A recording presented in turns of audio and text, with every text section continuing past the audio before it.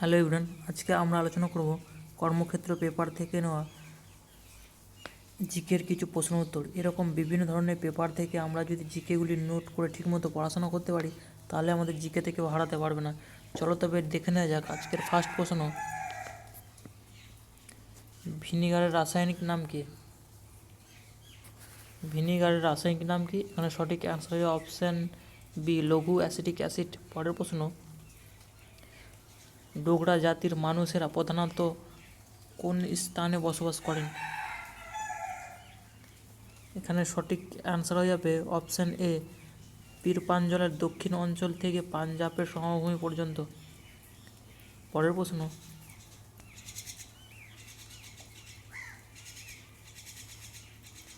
সুভাষচন্দ্র বোস প্রতিষ্ঠিত রাজনৈতিক দল কোনটি? সুভাষচন্দ্র বোস প্রতিষ্ঠিত রাজনৈতিক দল কোনটি? এখানে সঠিক অ্যান্সার হয়ে যাবে অপশান ডি, ফরওয়ার্ড ব্লক।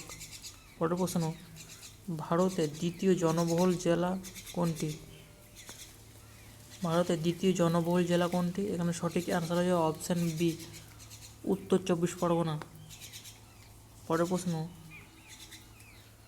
মুসলিম লীগের লাহোর প্রস্তাবের মূল গুরুত্ব কী ছিল? মুসলিম লীগের লাহোর প্রস্তাবের মূল গুরুত্ব কী ছিল? এখানে সঠিক অ্যান্সার হয়ে যাবে অপশান ডি, পাকিস্তান প্রস্তাব গ্রহণ। পরের প্রশ্ন, নিচের দেশগুলির মধ্যে কোন দেশ ঘোষণা করেছে যে সেই দেশ সর্বপ্রথম হাইড্রোজেন বোমা পরীক্ষা করেছে? কোন দেশ ঘোষণা করেছে?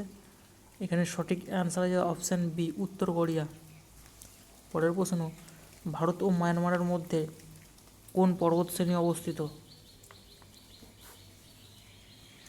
ভারত ও মায়ানমারের মধ্যে কোন পর্বতশ্রেণী অবস্থিত? এখানে সঠিক অ্যান্সার হয়ে যাবে option A, Lushai.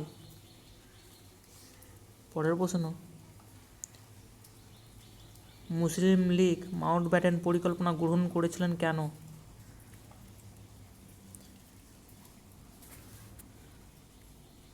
Muslim League Mountbatten পরিকল্পনা গ্রহণ করেছিলেন কেন? এখানে সঠিক অ্যান্সার হয়ে যাবে অপশান সি, পাকিস্তান গঠনের বিষয়টি মেনে নেওয়া হয়েছিল। পরের প্রশ্ন, বুদ্ধচরিত গ্রন্থটির রচয়িতাকে? বুদ্ধচরিত গ্রন্থটির রচয়িতাকে? এখানে সঠিক অ্যান্সার হচ্ছে অপশান বি, অশ্ব ঘোষ। পরের প্রশ্ন, ঢাকা অনুশীলন সমিতি কে প্রতিষ্ঠা করেন? ঢাকা অনুশীলন সমিতি কে প্রতিষ্ঠা করেন? এখানে সঠিক অ্যান্সার হচ্ছে অপশান বি, পুলিন বিহারী দাস। পরের প্রশ্ন,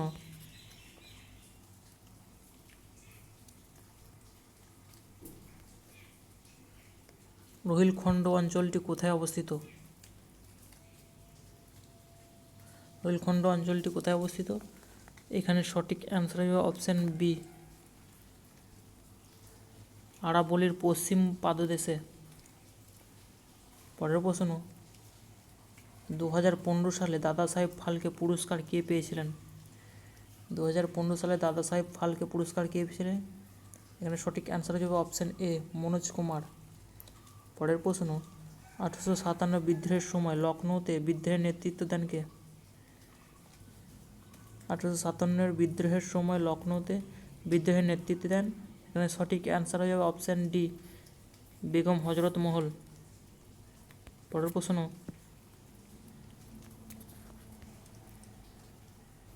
ইন্ডিয়ান ইন্ডিপেন্ডেন্স লীগ কে প্রতিষ্ঠাতা করেন? ইন্ডিয়ান ইন্ডিপেন্ডেন্স লীগ, এখানে সঠিক অ্যান্সার হয়ে যাবে অপশান ডি, রাসবিহারী বসু। পরের প্রশ্ন, 2017 সালে সাহিত্যে নোবেল পুরস্কার প্রাপক কে? 2017 সালে সাহিত্যে নোবেল পুরস্কার প্রাপক কে? এখানে সঠিক অ্যান্সার হয়ে যাবে অপশান সি, কাজুও ইসুগুরা। পরের প্রশ্ন, ভারতীয় সংবিধান গৃহীত হয় কবে? ভারতীয় সংবিধান গৃহীত হয় কবে?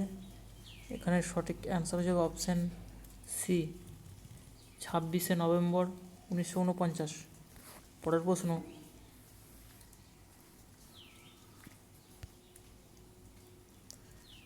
স্বাধীনতার সময়কালে জাতীয় কংগ্রেসের সভাপতি কে ছিলেন? স্বাধীনতার সময়কালে জাতীয় কংগ্রেসের সভাপতি ছিলেন, এখানে সঠিক অ্যান্সার হবে অপশান বি, জে.বি. কৃপালনি। পরের প্রশ্ন, নিম্নলিখিত অফিসগুলির মধ্যে কোন অফিসের ব্যবস্থা ভারতীয় সংবিধানে রাখা হয়নি? নিম্নলিখিত অফিসগুলির মধ্যে কোন অফিসের ব্যবস্থা ভারতীয় সংবিধানে রাখা হয়নি? এখানে সঠিক অ্যান্সার হবে option D, deputy prime minister. এই ছিল আজকের প্রশ্ন।